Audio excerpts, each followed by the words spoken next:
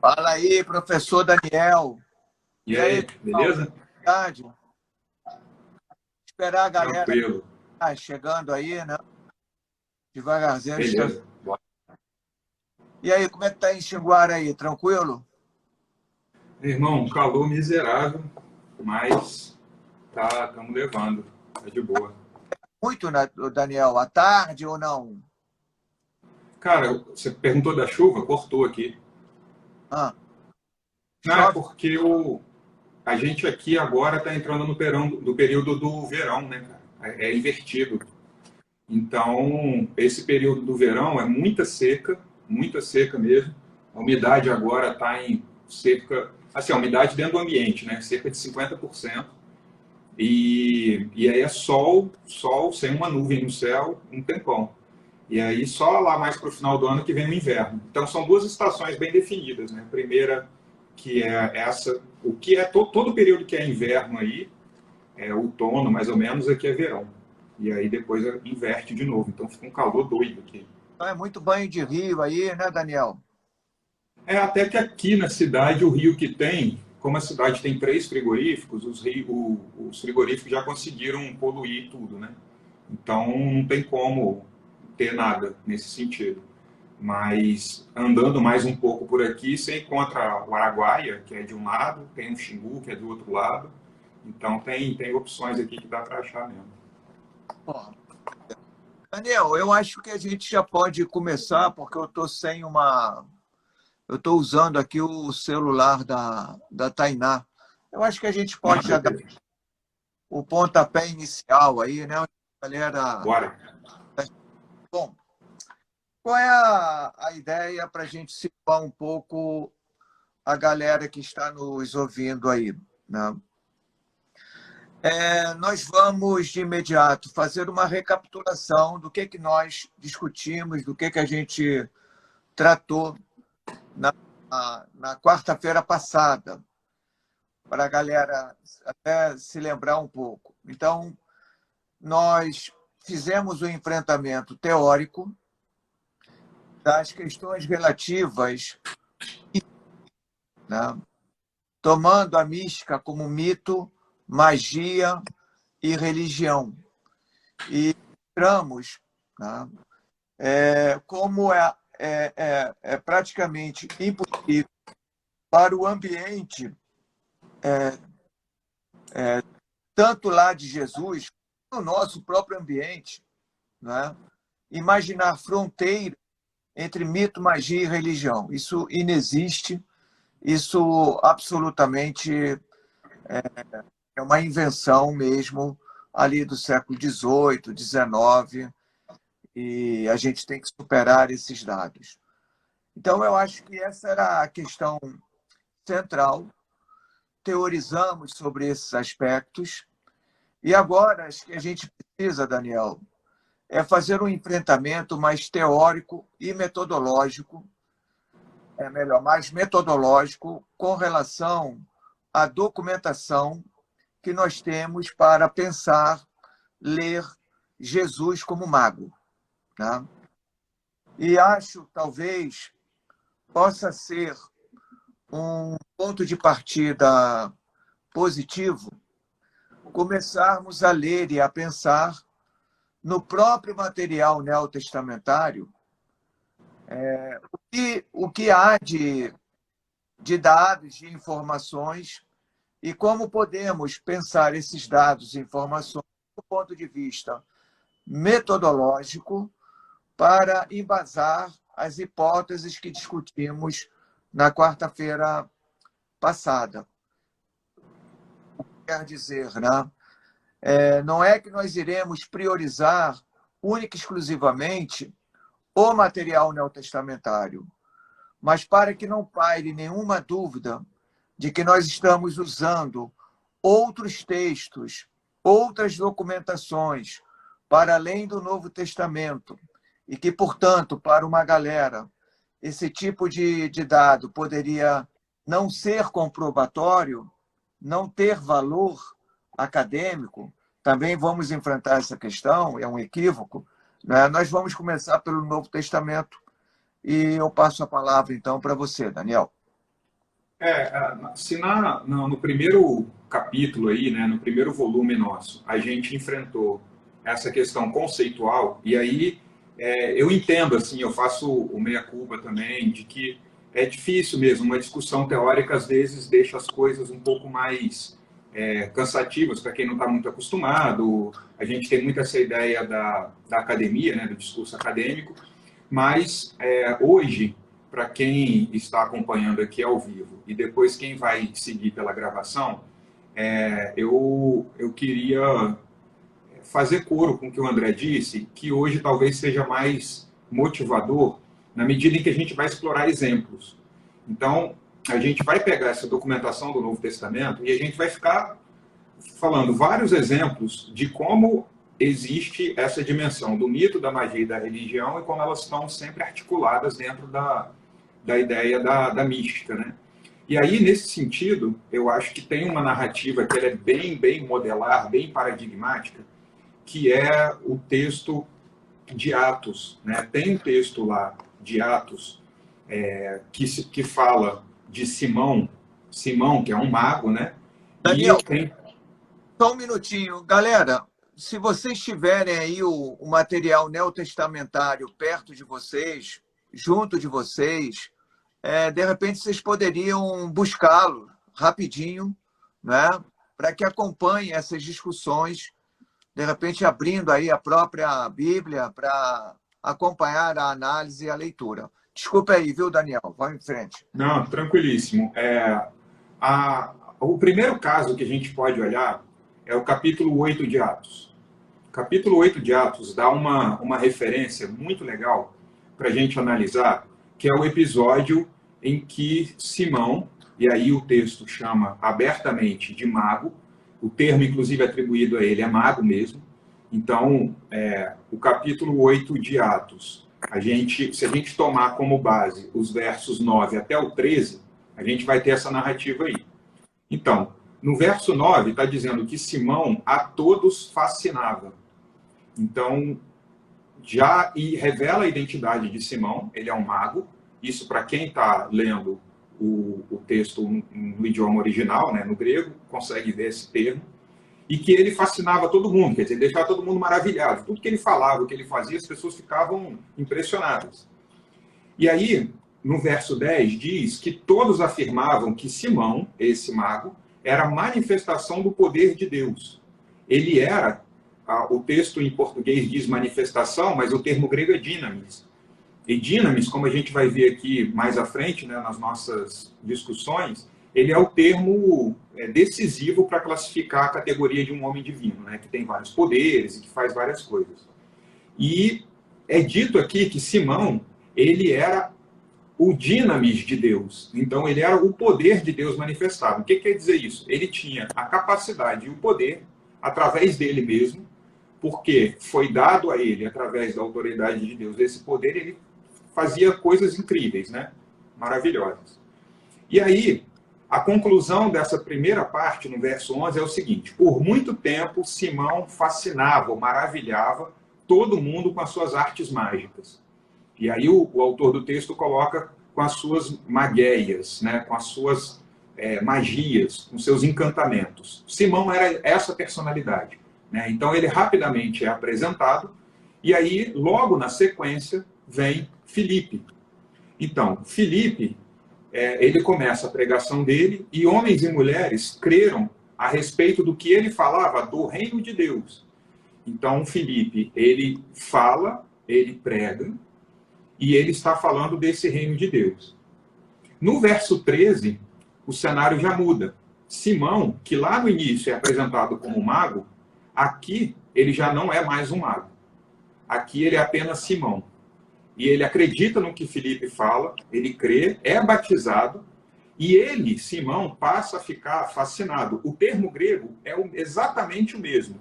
Extato. Ele fica extasiado com o que Filipe faz. Então, se no começo Simão extasiava as pessoas, ele maravilhava as pessoas, no final, quando ele passa pelo filtro que Filipe apresenta, ele então é que fica fascinado, ele que fica extasiado. Por quê? Porque os grandes sinais e poder de Filipe, adivinha qual é o termo que é usado para Filipe? Os sinais e o poder de Filipe. Então, são os dinamis. Então, os dinamis megalas, os grandes poderes de Filipe. Então, essa narrativa, para mim, ela parece muito paradigmática porque ela dá o tom de como essas personalidades, como esses discípulos, essas personagens encontram-se com outras dessa bacia mediterrânea. Então, essas personalidades da bacia mediterrânea, que para o caso aqui de Atos, para esses autores, eram figuras importantes e que eram importantes porque realizavam atos, inclusive atos de poder. E quando encontram-se com alguém vindo desses paleocristianismos, eles então passam a ser objeto desse poder, conhecem esse objeto de poder, e aí então eles ficam fascinados. Então, veja que no interior do próprio Novo Testamento, num documento chamado Atos, há uma narrativa paradigmática. Ela é muito semelhante àquela que tem lá, acho que as pessoas vão se lembrar em Êxodo, que Moisés está diante do faraó, ele bate o seu cajado e o faraó fala, bom, esse cara está aqui na minha frente querendo ser um mago poderoso, eu tenho vários aqui. E aí os magos do faraó entram e transformam os próprios cajados em várias serpentes. Moisés bate o cajado dele, vira uma serpente que engole todas as outras. Isso está lá em Êxodo. A gente não está inventando nada, está lá em Êxodo. Então, essa narrativa ela é paradigmática como essa. Quer dizer, a personagem cristã chega, ou paleocristã chega, encontra figuras proeminentes nesse Mediterrâneo que praticam esses atos e eles se sobrepõem. Então, a preocupação terminológica, a preocupação processual, no sentido das atitudes e dos atos, elas são cuidadosamente, milimetricamente pensadas e planejadas para que as figuras que antes se equivaliam, uma delas seja diminuída, no caso aqui de Atos 8 é Simão, e Filipe se sobrepõe a ele com esse poder ou esse dinamis que Deus o concede. Eu acho que esse é um aspecto muito relevante, né, Daniel? Como é que nós vemos as igrejas paleocristãs se movimentando no sentido de fazer a transição do mundo propriamente aramaico, o mundo de Jesus, para o mundo grego, né? Já que todo esse material neotestamentário está escrito em grego. E como os modelos de ações dos discípulos de Jesus ou de outras personalidades vão ganhando contornos não mais propriamente judaicos. Não que magia não estivesse dentro do judaísmo, né? Não é nada disso. Mas a ideia de missão, a ideia de levar a mensagem de Jesus no interior dessas igrejas, essa ideia é muito mais modelada à luz, não é? da própria no interior das cidades gregas. Então, de repente, um Simão, o mago, não é alguém muito comum, é um homem divino, como também tem mulheres divinas, né? E Filipe passa a se equivaler e, num dado momento, passa a superá-lo. Então, no fundo, a dinamis que faz quase que transferência de Simão para Filipe, essa dinamis, né, parece que é movimentada pelo próprio Jesus, né? Então, Jesus é o cara que está ali, enquanto divindade, proporcionando toda essa nova modelagem para a igreja nascente, né? Acho que então, como é que a gente chega nesse ponto, né? Assim, há na literatura alguns debates, algumas discussões, mas pelo menos certo acordo existe entre autores de dizer que essas personalidades mediterrânicas eram conhecidas pelas suas próprias manifestações físicas, quer dizer, as pessoas que os conheceram, que andaram entre eles, mas também pelo que souberam deles. Alguns autores até falam, que é um termo interessante, que pequenas histórias eram contadas e eram transmitidas oralmente ou por pequenas recensões escritas, que seriam chamadas as histórias de milagres. Se qualquer pessoa que está aqui folhear a Bíblia que tem, o Novo Testamento que tem nas mãos, quando já tem aquelas marcas das editoras, o que são marcas das editoras? Aqueles subtítulos de trechos, capítulo, versículo, tudo isso é marca editorial, isso não tem no texto original. Os manuscritos originais não trazem isso. Então, quando pega o Evangelho de João, por exemplo, existe uma divisão muito clara ali. A primeira parte é o livro dos sinais e a segunda parte é o livro da paixão. Então, o que são esses livros de sinais? E aí a gente pode falar livros de sinais, livros de milagres, vidas, aretologias. Aretologia vem da palavra grega areté, né? Virtude. Então, aretologia seriam coleções de ditos e de virtudes de uma determinada personagem e que elas são relatadas. Então, isso funcionaria como espécies de manuais missionários. E manuais missionários, por exemplo, de Simão, manuais missionários de Elimais, de Bar Jesus, enfim, de várias personagens que são reconhecidas pelo texto do Novo Testamento como importantes nessa bacia mediterrânea de realizar feitos incríveis. Então, esses pequenos textos, essas pequenas recensões e essas pequenas tradições orais são coleções de ditos e feitos dessas personalidades, que são vidas ou uma espécie de relatos biográficos, né? Ou aretologias, ou histórias, ou coleções de milagres, ou livros de sinais, quer dizer, tem toda uma questão semântica que a gente pode ir explorando aos poucos aí. Mas a forma de se compreender, de se seguir essa trajetória, é perceber como que essas histórias vão sendo colecionadas, e lá no nosso último capítulo aqui dessa nossa série, a gente vai explorar um pouco isso, que tipo de Jesus, desse Jesus da história está presente aí, que implicações tem pensar em Jesus como um mago dentro dessa história. Então isso a gente vai poder discutir depois, mas o importante agora é olhar para os evangelhos, por exemplo, e ver que esses evangelhos guardam uma tradição muito comum no Mediterrâneo, que são ditos, trechos, falas, memórias desses milagres feitos ou sinais que vão compor a fama dessa personagem, né? Bacana.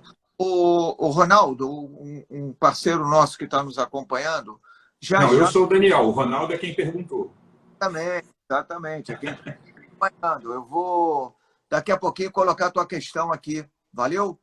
Eu só queria dar um prosseguimento a essas análises que o Daniel está trazendo, para se perceber que, às vezes, a coisa é explícita. Está ali o Simão, né, que é um cara, é um mago, tem uma dinamis que está ali fazendo ele acontecer, e chega Filipe, e um duelo entre magos, né, entre portadores dessa dinamis.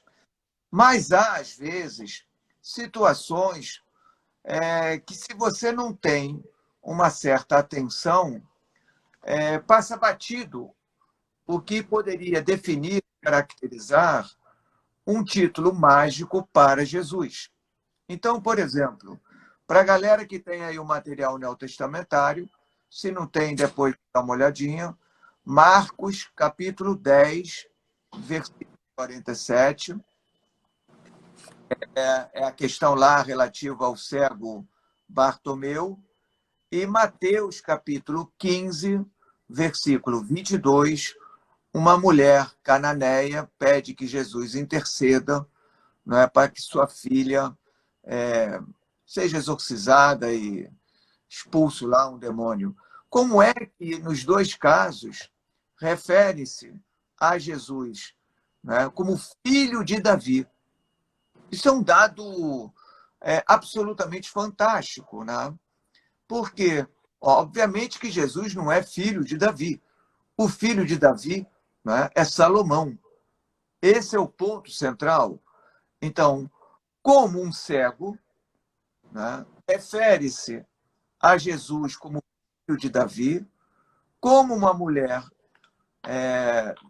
cananeia refere-se a Jesus como sendo filho de Davi, né?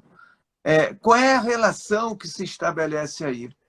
Quando você faz uma pesquisa verticalizada sobre, sobre Salomão, é absolutamente fantástico, né? Quem é esse indivíduo do ponto de vista desse mundo mágico? Salomão controla a natureza, Salomão conhece plantas, conhece ervas, Salomão, de alguma forma, interage com esse mundo mágico. Ele exorciza também espíritos das pessoas, né, ruins. Exatamente. No, né? É algo que parece marcar o Jesus da história, né? Pessoas simples, comuns, né? Se deparam com esse indivíduo e reconhecem nele, Jesus, as características que fizeram de Salomão, né, o famoso filho de Davi. Então, senão não faz sentido entender, e Jesus opera ações absolutamente extraordinárias pelo poder que tem, ou apenas, né, dizendo para a mulher cananeia, cara, você tem uma fé fantástica, né? Teu problema já está resolvido. Pronto, acabou, né? Então, se nós não tivermos a sutileza de entender, né, que em determinados trechos, em determinadas passagens, né, às vezes a expressão ou a forma de alguém se dirigir a Jesus já está definindo e marcando a sua natureza mágica, né, a gente perde o tom. Daniel, é só um minutinho, vamos jogar aí a questão do Ronaldo, que ele colocou aí. Ele diz o André, seguinte... deixa eu só, muito rápido, eu acho que a gente já mencionou isso, mas é só para reforçar essa audiência que vai e volta aqui, ou alguém que não pegou. A nossa proposta hoje é exatamente analisar esses casos. Então, qualquer pessoa que quiser lançar no chat uma dúvida, um exemplo, ou alguma ideia que tenha dentro desse corpus neotestamentário, do tipo, cara, eu li isso daqui se enquadra nessa discussão da mística? Ou isso daqui não tem nada a ver? Isso para esse chamado Novo Testamento, ou como o Ronaldo aí mencionou, o chamado Antigo Testamento, a Bíblia Hebraica, eu acho que o nosso objetivo hoje é esse, é ajudar quem está nos acompanhando a ler esses textos e enxergar nesses textos algo que os filtros de leitura que nós comentamos no primeiro capítulo nos impedem, às vezes, de enxergar. Então, fiquem à vontade para lançarem exemplos e, à medida que for aparecendo, a gente vai comentando, ou então a gente mesmo vai lançando os exemplos aqui. Como o próprio William Braga acabou de fazer referência ao Anel de Salomão, que é dentro de um documento maravilhoso, um livro espetacular, chamado O Testamento de Salomão, né? Onde Deus dá a Salomão um anel, e com o poder desse anel, ele vai submeter demônios. Mas, William, nós vamos entrar nessa documentação. É apenas, nesse primeiro momento, reforçar que a ideia de magia, né, que é uma fronteira tênue com milagre, com sinais, que magia, religião, elas estão plenamente integradas. A gente quer demonstrar isso no próprio corpus neotestamentário, nesse primeiro momento. Mas o nosso Ronaldo diz o seguinte, 1 Samuel 9:9. O profeta era chamado de vidente. Até que ponto isso influenciou a perspectiva apresentada? Certamente, talvez, a nossa perspectiva, né, que ele deve estar se perguntando. Bom, então, obrigado aí, Ronaldo. Daniel. Ô, Ronaldo, se você parar para pensar, o que um profeta faz? Se você pensar na natureza da ação do profeta, você já vai entender por que ele é chamado de vidente. Então, exatamente, a tua questão foi maravilhosa. Por quê? Porque a tua questão, ela exemplifica de forma muito evidente a dificuldade que nós temos de ler esse material neotestamentário, ou esse material da Bíblia hebraica, e enxergar nesses materiais esses elementos, que são os elementos de caráter mágico, de caráter mítico, de caráter dessa religião. Quer dizer, essa separação, que foi o que lá no outro vídeo, na primeira semana, a gente dissolveu essa separação. Por isso, todo mundo que está aqui pela primeira vez e ainda não capturou isso, assista o outro vídeo, que lá a gente define a mística. Então, todas as vezes que a gente usar a palavra mística, a gente está se referindo ao mito, à magia e à religião como indissociáveis. Mas, por causa desses filtros, a gente é capaz de ver num profeta uma figura que não tem diálogo nenhum, por exemplo, com a adivinhação, com a previsão do futuro. Ao contrário, nós somos ensinados de que qualquer pessoa que se aventure a fazer isso, ele é um charlatão, um enganador, uma pessoa que não merece crédito nenhum. A gente tem um exemplo, depois o André pode até comentar um pouco mais, de João, esse nome, né? João, que produziu o livro de Apocalipse, que é João o Visionário. Então, perceba que o campo semântico da profecia, da vidência, da visão, tudo isso faz parte da mesma função. Agora, o nosso vocabulário, por conta desses filtros de leituras impostos na modernidade, faz com que nós vejamos o profeta. O profeta é da religião, o vidente é da magia. O profeta fala de Deus. O visionário fala de espíritos ruins, espíritos imundos, etc. Entende? Então, é exatamente esse ponto. Então, se o profeta, não é que o profeta seja chamado de vidente. O profeta e o vidente, eles fazem basicamente a mesma coisa, que é olhar para a história e enxergar nela consequências e resultados das ações do tempo presente que vão se perpetuar, se consolidar no futuro. Então, esse filtro de leitura impede um pouco a gente de enxergar isso. Com certeza. Como, por exemplo, também o Danilo nos encaminha uma questão dizendo o seguinte: a mulher, ao chamar Jesus de filho de Davi, não estaria se referindo a uma suposta descendência? Isso é maravilhoso. Sim, de fato, as genealogias de Jesus sinalizam e apontam, não é, um vínculo com toda uma longuíssima tradição, de um lado desde Abraão, do outro lado desde Davi, né, mostrando que ele é o cara que é esperado. Ele é o grande Ronaldo Gonçalves, que fala aí, Ronaldo. Então, Danilo, a ideia de descendência, essas genealogias, elas são inacreditáveis. Eu vou te dar um exemplo bem direto assim.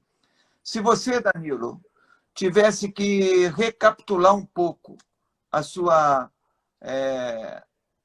ascendência, né, de quem você é filho, até onde você iria? Será que você chegaria ao seu bisavô? Será que você chegaria ao seu tataravô? Então, de alguma forma, genealogia é discurso de poder. Genealogia, ela já aponta desde o início que aquele indivíduo, portador dessa árvore genealógica, tem legitimidade, tendo em vista todos os seus antepassados. André, aqui no interior, isso é muito comum, que as pessoas são muito conhecidas como filho de tal pessoa. Ah, aquele lá é filho de... Quer dizer, já vem toda uma definição de uma família sobre você, que a priori você não é muito bem aquilo, mas como você é filho de tal pessoa, então isso já te bota essa marca, né? Mas essa questão de ser filho vai até 2, 3 gerações anteriores, isso, porque o problema é gravíssimo, né? Então, se você parar para pensar que essas árvores genealógicas montadas por Lucas, montadas por Mateus para Jesus, não é? Em grande parte para justificar a situação. E, claro, não é? Como há diferentes dimensões e perspectivas nos grupos judaicos sobre o que é ser Messias, não é? No caso, não é, de Mateus, a escolha por ser filho da descendência de Davi é porque se trabalha com a dimensão de que o Messias virá pela descendência de Davi. Mas se vocês olharem, por exemplo, o material de Qumran, vocês irão ver que essa comunidade, se essênia for, trabalha com duas dimensões de Messias. O mestre da justiça, que é um candidato messiânico e que já está lá no meio deles, e um segundo Messias que virá. Então, isso não é um padrão plenamente aceito dentro do campo do judaísmo. Então, o título Filho de Davi se refere, né, pelo menos o estudo que eu fiz, não deixou muita dúvida, ao campo mágico mesmo. Mas, Daniel? André, tem também um outro dado aí que a gente pode mencionar, que a expressão Jesus, filho de Davi, ela carrega consigo uma quantidade de elementos simbólicos que nós não temos essas referências aqui no nosso cotidiano. Então, vamos citar alguns deles. Primeiro, Jesus, filho de Davi. Quem é o filho de Davi? É Salomão. E quem é esse Salomão? Salomão é o cara que é capaz de curar, de exorcizar, de fazer isso tudo. Como que a gente tem essas informações de Salomão? Para além da tradição judaica antiga que conta a história, os feitos, nós temos contemporaneamente a esses documentos sendo produzidos, no século I, o Testamento de Salomão, que é um documento ali do século I, que está contando como o Templo de Jerusalém foi construído e por que ele foi destruído.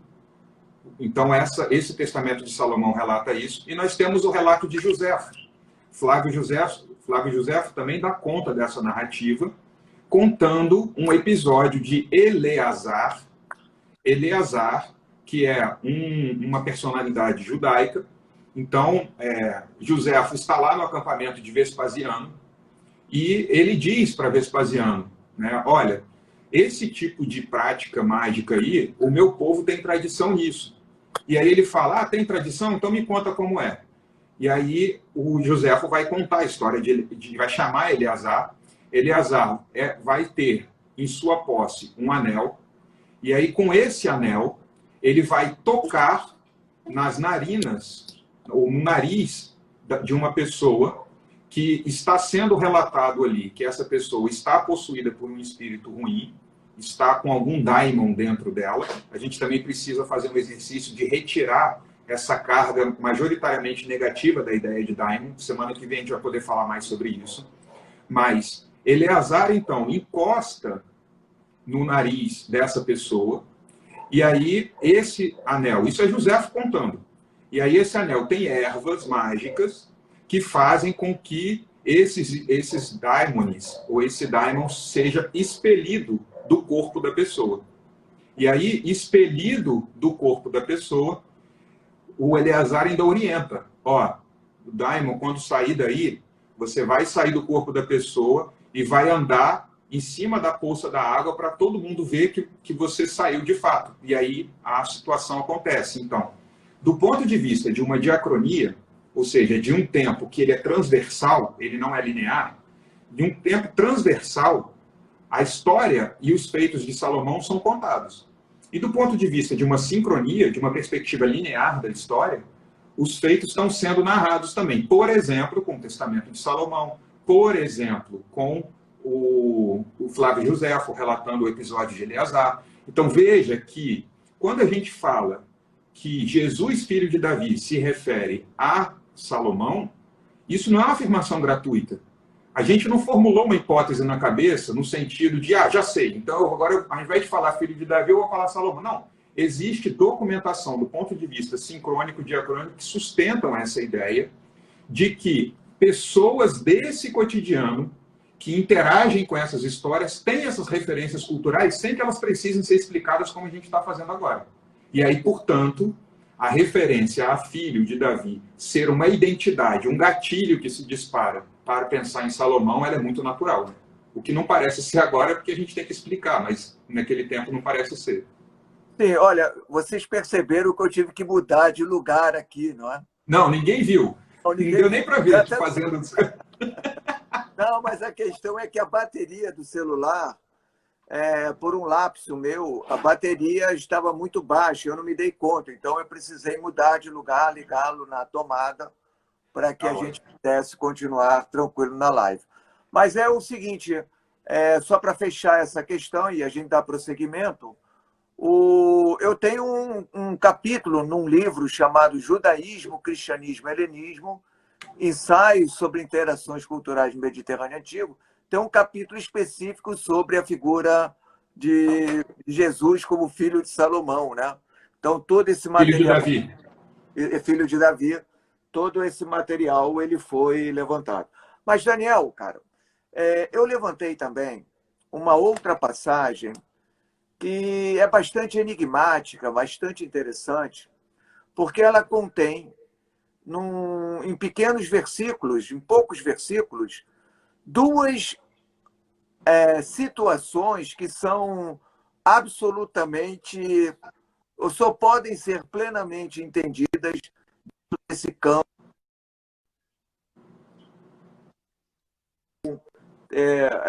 A gente precisa estar em Lucas capítulo 11, né? Começamos lá no versículo 15, quando Jesus é acusado por um grupo de conterrâneos, por um grupo de judeus, de operar ações miraculosas, de expulsar demônios, porque ele tem em si um demônio, não é? Então, esse é um ponto que é absolutamente fantástico, porque permite, logo, várias e várias comparações com vários tipos de documentos que mostram, não é, que figuras como Jesus têm em si um daimon que exerce, não é, um poder absolutamente fantástico. Então, se essa rapaziada que está agora nos seguindo, né, tivesse oportunidade de fazer um levantamento nos papiros mágicos, veria, não é, como esse daimon, não é, que passa a habitar no indivíduo se faz presente. O próprio Sócrates, não é, que é apresentado como modelo de filósofo, ele, em diferentes situações, diz que habita nele um daimon.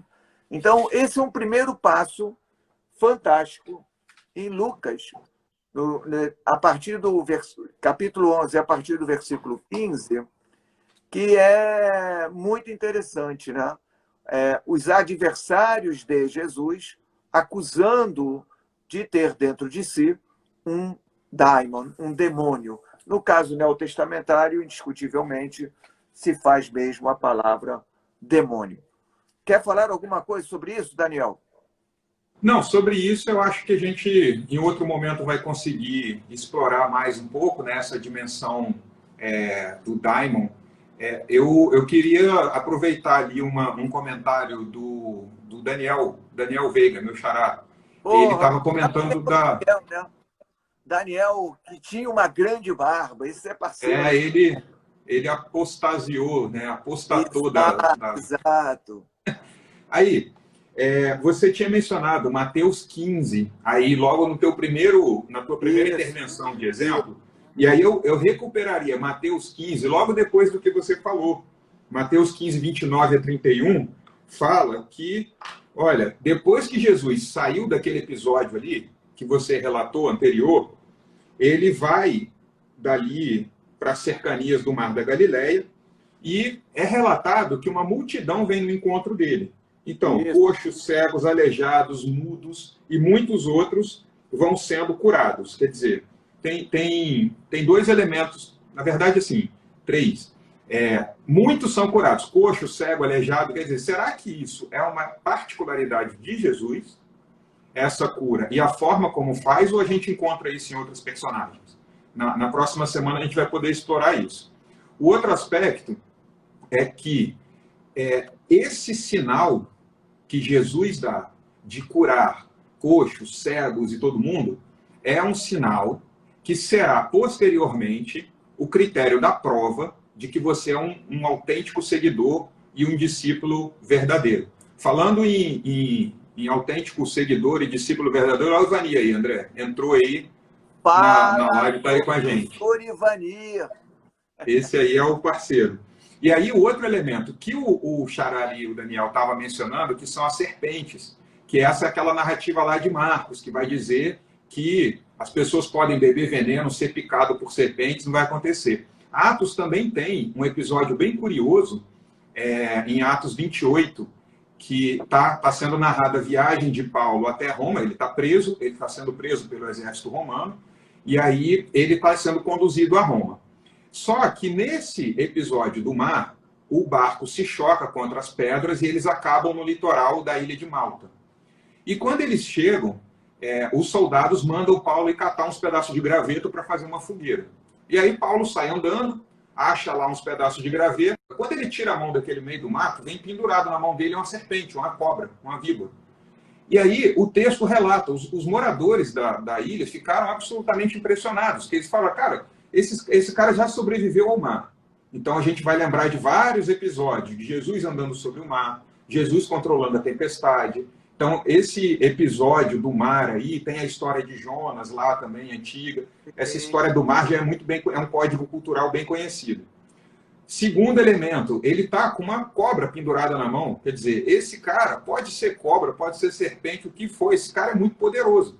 Então, veja que há um elemento de identidade, de ligação, quando esse autor, ou esse conjunto de autores que produz a grande obra Lucas, Atos, ele vai contando a narrativa de Jesus, a história, o que Jesus fez, os milagres, os poderes, etc. Vem o evento da crucificação, Jesus morre rapidinho, ressuscita rapidinho, e a vida tem que seguir. E logo depois Atos vem como uma grande referência de grandes personagens que seguiram os mesmos atos e o mesmo caminho de Jesus. Então, o que é curioso nisso? É curioso que o Evangelho de Marcos, a versão mais antiga dele, termina com as mulheres indo ao túmulo e Jesus não está mais lá. Desapareceu. E ali termina. E somente alguns anos depois é que o final de Marcos 16, a partir do verso 9, será acrescentado. E neste acréscimo constará a informação que foi o que o Xará ali mencionou. Ou seja, essas personagens, essas pessoas que seguirem Jesus serão capazes de realizar todos esses feitos, ser picados por cobra, beber veneno, não sei o quê, e não serão atingidos. Então, esse exercício de pensar um tempo do século I, de uma primeira versão de Marcos, um pedaço de Marcos que é século II, o texto de Atos que é século II, a trajetória dessas personagens e o que elas enfrentam do ponto de vista da natureza, das curas, dos exorcismos, isso vai contando, vai dando para nós um código cultural que, a princípio, nós não temos. E vai fazendo com que a gente consiga enxergar que há um ambiente, um tecido comum social a todas essas pessoas que estão ali, século I, II, III, que é pensar os seus próprios cotidianos a partir desses elementos místicos. Quer dizer, nenhuma dessas pessoas está pensando na sua vida sem que sejam informados do ponto de vista da mitologia, as suas origens e funcionamento da vida. Ninguém está pensando o seu cotidiano sem uma intervenção muito fantástica, muito maravilhosa, de seres capazes de controlar essas naturezas ou esses tipos de problemas, como doenças, curas, febres. Jesus cura também a sogra de Pedro, e assim vai. Então, há um elemento, um código cultural comum, que a gente consegue enxergar com esse exercício, né? Você imagina, né? O Paulo das cartas autênticas, das 7 cartas, ele não teria nenhum apelo no sentido de obter audiência, né, na medida que ele nunca relatou qualquer milagre, né? Ali é um Paulo bastante intelectualizado, lendo, não é, as escrituras e dando sentido, significado àquilo que ele entende ser de espetacular em Jesus. Mas cadê os milagres? Cadê os sinais? Isso ele não tem. Em compensação, um autor de Atos, Lucas Atos, faz Paulo ser aquilo que a audiência mediterrânea, aquela audiência grega, precisa ter de informações para reconhecer em Paulo, né, um cara extremamente poderoso e que vale a pena eu parar para ouvir um missionário contar as histórias e os feitos que ele realizou. Isso é muito evidente, mas certamente a galera que só está trabalhando no material neotestamentário e não consegue perceber, como você já demonstrou em teses e livros, não é? Que nós temos, no mínimo, 3 Paulos: o Paulo das cartas autênticas, o Paulo das deuteropaulinas e Paulo de Atos dos Apóstolos. Eu, há algum tempo atrás, já tinha ponderado contigo, né, Daniel? Que exatamente, esse é o teu livro, é o cara. Eu já tinha ponderado contigo o dado de que o autor de Atos, na minha opinião, não dá sinais de ter lido qualquer material paulino. Então, ele tem um modelo, talvez de um homem divino, como você demonstrou no seu livro, né? E é em cima desse modelo que ele vai desenhar Paulo. Ponto. Então, se você pega o Paulo de Atos, porra, o cara faz milagre atrás de milagre, sinais atrás de sinais. Agora, se tu pega as cartas, o cara não faz nada. Então, não, isso... Continua. Não, voltar àquela questão inicial, qual seja, a igreja, entre aspas, primitiva, ela está redesenhando figuras centrais como Pedro, como Paulo, como Jesus, de modo a colocá-los diante de uma audiência de língua grega e que demanda alguns feitos, demanda dinamis, demanda, né, poderes que, a priori, esses caras não têm. Entende? São redesenhados. Esse dado, ele é um dado um tanto quanto rancoroso seu, porque em 2015 a gente brigou muito por causa disso. Em 2015 o André orientava o meu doutorado, e eu lendo uma literatura muito recente, caras muito bons mesmo, eu comprei a ideia de que Atos teria tido como uma das fontes cartas de Paulo. E aí, quando eu levei isso, o André falou: meu irmão, não tem não, cara. E a gente começou a brigar, porque eu falei que tinha, e na verdade não era eu estava concordando com os autores, e o André falando: meu irmão... E me fez comprar o livro, e eu comprei o livro. Pra tu ver como é que a mágoa, ela vai transitando assim, né? Pô, o cara gastou mó grana, bicho, para tentar ler e dizer que eu estava de fato. Então é isso, a gente às vezes a gente é muito novo, a gente vai achando que sabe tudo. Mas é exatamente isso, quer dizer. E depois eu fui, entendendo os argumentos e fui refazendo o ponto de vista e vendo que, de fato, não tem como Atos ter conhecido algum escrito de Paulo. É impossível. Paulo é um cara que viveu ali na década de 50, do século I. Atos é um texto produzido na primeira metade do século II.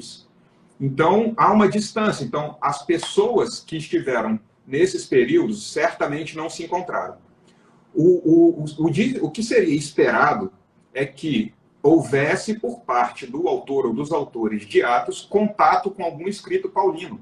Porque na nossa cabeça, Paulo foi construído como aquele burocrata, aquele típico cara que fica sentado com um monte de livro aberto e fazendo uma espécie de resumo ou de uma peça judicial para respaldar o cristianismo diante do direito romano. É um cara racional, inteligente, que está o tempo todo sentado numa cadeira escrevendo.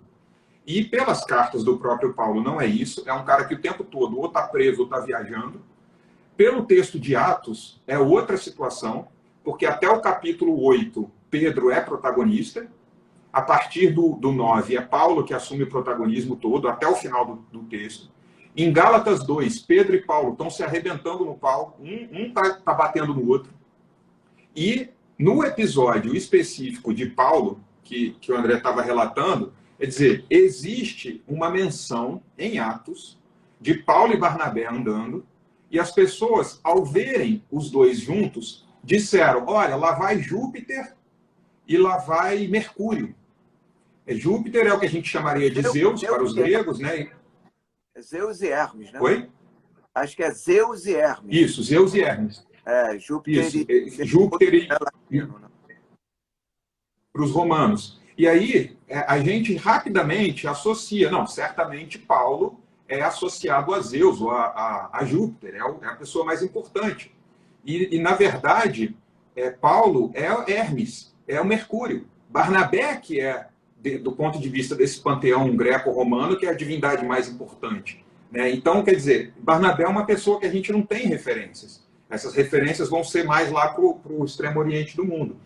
Mas essa cultura mediterrânea, ela está muito acostumada com esses termos. E aí, os autores, ou o autor de Lucas Atos, entende isso e constrói as personagens de Jesus e de Paulo com essas características que eram muito comuns. É como hoje, se a gente tentar fazer um vídeo de 40 minutos, de, sei lá, 1 hora no máximo, a gente atinge certo público. Se a gente fizer um vídeo de 3 horas, a chance da gente atingir 10 pessoas tende a zero. Por quê? O código cultural do tempo presente, a audiência do tempo presente, não suporta 3 horas de uma discussão sem fim. Então, a gente, dentro do código cultural, a gente adapta a linguagem e o formato para ser entendido. Então, essa ideia de um Jesus mago, um Paulo mago, não é tão somente uma estratégia comunicativa. Ela é também um elemento constitutivo da cultura. A gente costuma ver muito isso, né, André? Quando as pessoas vão falar desse ambiente, falam, não, eles dizem que Paulo faz milagre porque eles estão querendo comunicar para quem está ali, mas não é necessariamente verdade. Não, é constitutivo. Para qualquer personagem ter um destaque, ela precisa evidenciar, do ponto de vista público, o seu dinamis, o seu poder, e, a partir disso, provar que esse dinamis é resultado de uma autoridade, a exousia de Deus. Então, Deus é o portador de todo o poder, a autoridade, a exousia, e que concede a determinadas pessoas a dinamis, que é o poder de realizar essas coisas. E é isso aí. Daniel, tem aquele... A gente tem que andar um pouco rápido. A galera que colocou perguntas para a gente, com certeza, na live número 3, nós iremos retomar essas dúvidas, estão anotadas aqui, e nós vamos falar. Eu só queria fechar a passagem de Lucas 11, né? Porque se, por um lado, Jesus é acusado de ter um daimon dentro de si, um demônio, por outro lado, a resposta dele é: não, um reino dividido não vai parar em pé. Eu opero milagres pelo dedo de Deus. Essa figura, o dedo de Deus, eu vou tomar liberdade, eu acho que eu trouxe aqui uma imagem, Tainá pode me ajudar, essa aqui, né? Vejam aí, já entrou a imagem. Será que eu tenho condição de diminuir o meu rosto? Não. Mas não, está ótimo. Você pode, André, clicar sobre a sua imagem e arrastar. Se você arrastar, você sai de frente da imagem. Então, vamos lá. Não. Você clica, segura na sua imagem e arrasta. Então, peraí, vamos ver se eu consigo. Bom, Daniel, o tempo está... Mas dá para ver muito bem. Mas o dedo de Deus, né, na recepção dessa passagem, é Jesus segurando uma varinha. Quer dizer, a extensão do seu corpo, né, é o poder de Deus que faz com que essa varinha, ao tocar, por exemplo, em Lázaro, faça ele retornar à vida. Mas isso nós vamos tratar na live número 3. A gente chegou, Daniel, faltando 5 minutos, e nós temos aí alguns avisos para dar. Primeiro é agradecer essa galera toda que nos acompanhou, né? Espero que vocês tenham ficado com muitas dúvidas, que vocês saiam dessa live muito perturbados e que retornem com muito fôlego para a próxima quarta-feira, porque aí é bom, né? Quando você assiste uma live e você sai perturbado, né, é sinal de que ela foi positiva. Se você sai da live achando que você não aprendeu nada, então, aquilo ali também não valeu de coisa nenhuma, né? Então, eu acho que esse é um ponto maneiro. Bom, nós temos que falar aí, Daniel, da nossa Cliné, editora, que tem... André, Só para sistematizar rapidinho, semana que vem, o nosso ponto de partida vai ser essa imagem. Ou seja, como que a gente sai do ambiente neotestamentário e vai mostrar para a audiência, para todo mundo que está aqui com a gente, como que isso é uma cultura muito mais ampla, ela não é restrita. Né? A gente parte dessa imagem e vai mostrar por que essa imagem é possível a partir dos textos do Novo Testamento. Isso. Então, nesse sentido, é muito legal a gente poder fazer isso a partir da próxima. E eu queria também agradecer ao pessoal que nos acompanha ao vivo e também os que assistem ao vídeo depois. Coloquem questões, acessem a página do nosso laboratório, Laboratório de História das Experiências Religiosas. O endereço é @lier2000. Lá você vai poder interagir com muito mais gente, muitas outras percepções e perspectivas de pesquisa, com outros objetos, outros temas. A Cliné Editora reformulou o site está completamente novo, está cheio de opções, está muito interessante, muito legal mesmo. Inclusive, esse site tem materiais que nós publicamos lá. E, além disso, a própria editora resolveu promover um curso e convidou, não tinha como convidar outra pessoa, então convidou o André, que é o nosso mestre-mor, e que lá em 2015 eu fiz ele gastar uma grana, porque eu estava querendo provar para ele que ele estava errado, e aí eu pago o preço até hoje. O livro era do Jesus Seminar.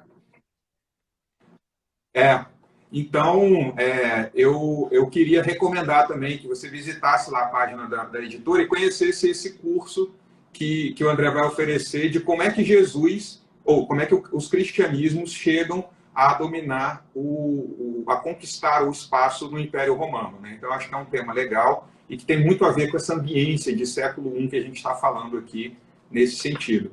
André, cara, valeu mesmo esse nosso dia de hoje, esse segundo capítulo. Nós já prevíamos que ele seria muito curto, porque nós temos muitos exemplos, e a galera que acompanha nos ajuda muito a lembrar desses exemplos e a questionar. Alguém falou ali que já estava perturbada, é isso mesmo, porque isso mostra que você, honestamente, se abriu às propostas que a gente trouxe, vai pensar sobre elas. E quanto mais a galera participar, mais a gente tem como discutir nos próximos 2 que ainda restam. Isso, André, bom demais te ver novamente. Valeu. E até a próxima. E o Nilmar, que fique tranquilo que a gente também vai falar de Moisés. Moisés é uma figura também absolutamente fantástica. Beleza? Danielzinho, valeu. Porque geralmente as pessoas acham que Moisés, a referência lá da Bíblia hebraica, do Antigo Testamento. Não, cara, tem um conjunto enorme de pessoas, de textos sendo produzidos no século I para falar sobre isso. Daniel, e aí a gente vai explorar na próxima semana. Valeu aí, galera. Muito obrigado aí. Valeu, Daniel. Valeu.